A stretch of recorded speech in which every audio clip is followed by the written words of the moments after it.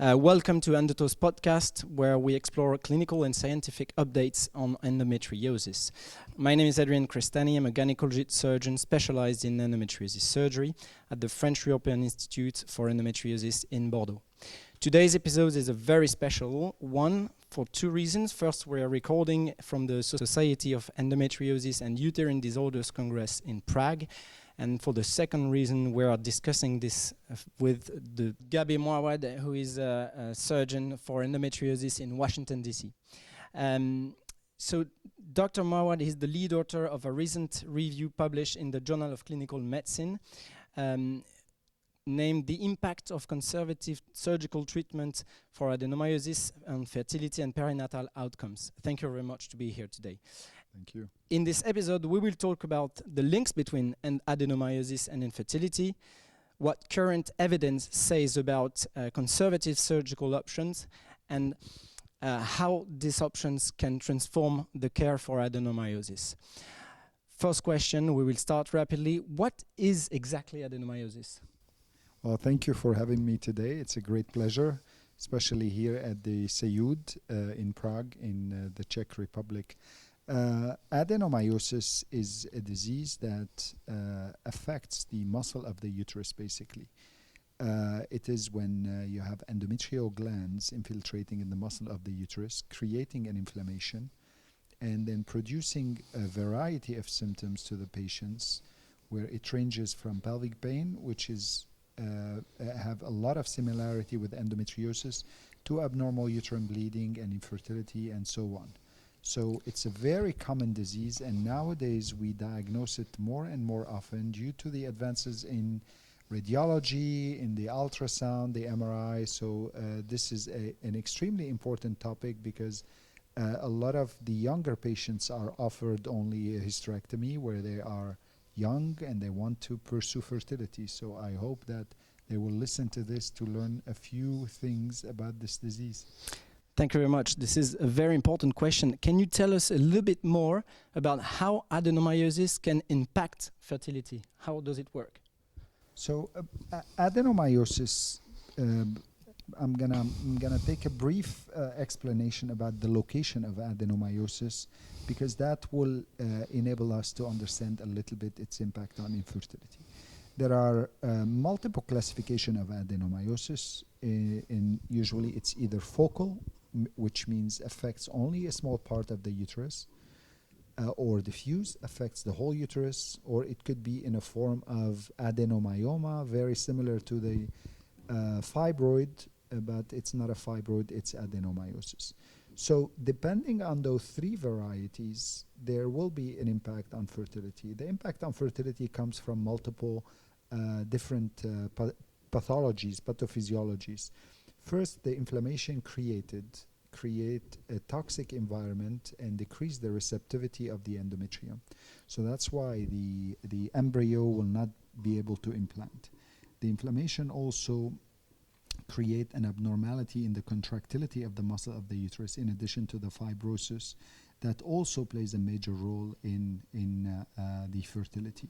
Also, the pelvic inflammation due to the inflamed uterus could affect the bowel, the bladder, and also could affect the egg quality on another reason. So there are multiple ways that adenomyosis, and in diffuse adenomyosis, it could damage the shape of the cavity, and it creates another hinder for the implantation or the receptivity of the endometrium as well. Thank you. Great. So since you're a surgeon, can you explain us how surgery can help these patients? For surgery, traditionally, the treatment of adenomyosis was a hysterectomy, because what adenomyosis creates the muscle of the uterus will become very similar to a cardboard.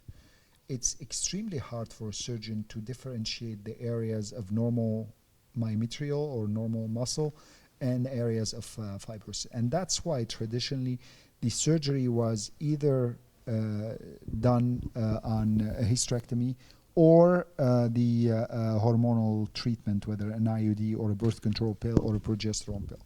But now with the recent advances, especially in robotic surgery, what we could do, we could remove the adenomyosis tissue and reconstruct the uterus, and this is what we call the OSADA technique. We can do it now minimally invasive. It was described to be as an open surgery technique or a traditional laparotomy. Now it's a minimally invasive. Or also, there are now a lot of research ongoing about the radiofrequency ablation, where we can use waves of radiofrequency to ablate this fibrotic tissue. And there are in the pipeline a lot of devices that addresses other aspects of the muscle of the uterus to help, if I may say, eradicating the adenomyosis while maintaining the healthy and normal muscle. So these are the different aspects, surgical aspect for adenomyosis. Now, adenomyosis could present sometimes with subendometrial glands. They resemble like endometriosis cysts on the ovary, but are in the endometrium or close to the endometrium. Sometimes hysteroscopically or through the approach from the vagina, the surgeon could remove those cysts, and that might improve the infertility by minimizing the inflammation in the lining of the uterus, and at the same time reducing the deformity of the uterine cavity. Okay, so we have three routes. The first one is reconstruct the uterus, the second one is destroying the lesion inside, and the third is by transvaginal hysteroscopic route. In your everyday practice, how do you advise these patients? When do they have to perform the surgery? Is it when you have the diagnosis? Let's say a young patient, 25 years old, she doesn't want to have a baby right now, but she has a diagnosis. She has severe adenomyosis. Is it better to do the surgery now or when she will want to have a baby? This is an excellent question, because this is what we face all the time. Nowadays, that the adenomyosis is diagnosed by MRI, and sometimes patients don't have any symptoms. We don't know specifically the impact of adenomyosis on fertility. We don't know that group of patients or subset of patients that have a direct link between adenomyosis and infertility. Granted, 40 to 50% of patients with adenomyosis have also endometriosis. So now we have an ambiguous picture that will cloud the whole picture. What I would say, we can offer, because those surgeries at the end of the day are, major surgeries on the muscle of the uterus, and we take a lot of risk. And even though in the studies it was shown to increase the fertility rate between 30 and 50%, but what we want to keep those surgeries as a last resort before we exclude any other cause of infertility, and link the infertility precisely to adenomyosis only that was not overcome by assisted reproductive. So patients need to try, if they want to get pregnant, need to try IVF, which is the less invasive fertility option. Now, at the end of the day, if this is the only reason, you cannot do the surgery just when you want to be pregnant. Surgery, after those surgery, we tell the patient to rest the uterus and the muscle of the uterus for it to heal for at least 6 months, because we when we do the surgery, we just take a major portion of the uterus and we have to reconstruct it in different ways, multiple flaps to reconstruct the strengths of the muscle. So if the patient gets pregnant earlier, there is a higher chance of uterine rupture, which is 2.7% after the surgery, higher than higher chances of placental abnormality. So these surgeries at the right moment are not surgery that are offered for every single patient with adenomyosis, and they were kept only for patients with adenomyosis that want to desire future fertility, and at the same time we can link the adenomyosis to their as the sole reason of their infertility. Thank you very much. It's very clear. You went quite fast on this point. Can you give us some numbers? What is the fertility rate after good surgery for adenomyosis? So the OSADA technique, or the technique that we use to remove adenomyosis, it was shown in the literature that the fertility is increased 30 to 50%. It depends on the age of the patient, because if the patient is less than 40 years old, they have higher chances of improved fertility. and as I mentioned, 30 to 50% compared to 5% when the patient are more than 40. Because whenever we have a patient more than 40, there are a lot of also other confounding variables that will happen that could not improve their fertility as much as the younger patients. So this was a clear cut in most of the study, showed the number 40, is the age beyond which the success rate decreases significantly. And what are the risks of these surgeries? What is the risk after the surgery? No, these surgeries, first of all, these surgeries should be done by expert surgeons, because these are very strategically complicated surgery and technically complicated surgery. It's not like, I know how to do it technically, I can do it, because there are a lot of complexity that goes in the planning of the surgery, in the mapping of the disease, on how much we need to remove, how much we need to keep from the uterus, and how do we reconstruct the uterus in a safe way where we can get the patients to have a successful pregnancy.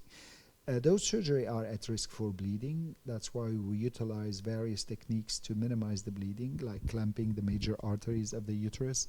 And then these surgery are at risk for not a lot of complication if the surgery is performed successfully, but the long-term complication are big. The uterine rupture, we talked about it, it's 2.7%. The chances of rupturing the uterus if the patient got pregnant or during labor.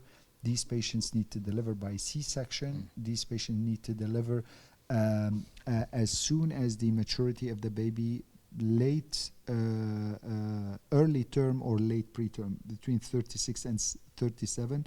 There should be a high-risk pregnancy doctor involved in their pregnancy. These patients have a higher tendency of having placental abnormality. Usually they have more placental, low placenta, because when we reconstruct the uterus, we change the blood flow to the muscle of the uterus, and the placenta goes to areas where there is more blood. So most of the time the placenta is implanted low, or what we call it placenta previa, or the placenta can penetrate the muscle of the uterus, what we call it placenta accreta or percreta. So it's not without risk, and that's why the surgery needs to be done by an expert surgeon. The patient needs to have a multidisciplinary team between the surgeon and the fertility specialist and the high-risk pregnancy if they got pregnant, and then the labor and delivery, because C-section sometimes could be challenging for these patients. So that's why a center that does those surgery is the preferred center to take care in a multidisciplinary way for those patients.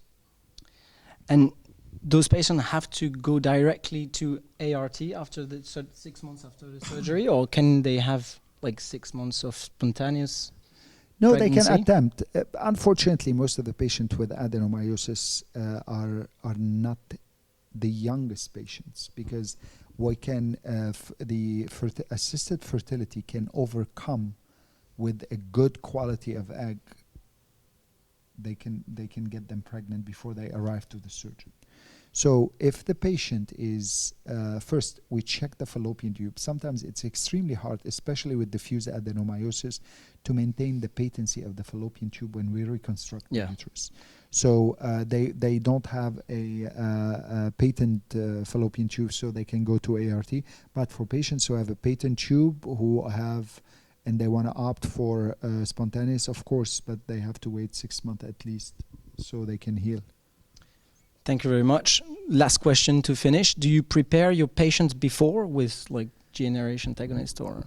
Well, for me, as I avoid these, the fertility specialists usually prepare them for IVF cycle to decrease the burden of the inflammation on the success of the IVF. For us, when we do surgery, we do not like to prepare them, because what happens with GnRH agonist, it will thin the normal muscle. Surgery will become extremely complex because we cannot preserve a lot of muscle. It will decrease the blood flow. We don't visualize the differences between the adenomyotic tissue and the normal muscle of the uterus. And at the same time, it will make the muscle of a consistency that is very hard to deal with, very fragile, very thin. It's like postmenopause. Patient with postmenopause, you see their uterus, how it's small, thin, and you cannot do it. So that's why I avoid what we do to minimize the blood loss during the surgery, because most of the premises of preparing the patient with GnRH was to decrease the size or minimize the blood loss. Nowadays, with the advanced training, we can do larger uterus with no problem. And at the same time, we utilize various surgical techniques to minimize the blood loss during surgery, like ligating the artery, like using vasopressin or adrenaline in the muscle of the uterus prior, like putting a tourniquet around the uterus, like giving tranexamic acid before the surgery, IV. So there are a lot of various ways to minimize the blood loss. That's why I don't think the value of doing a preoperative GnRH preparation is any more valid for us.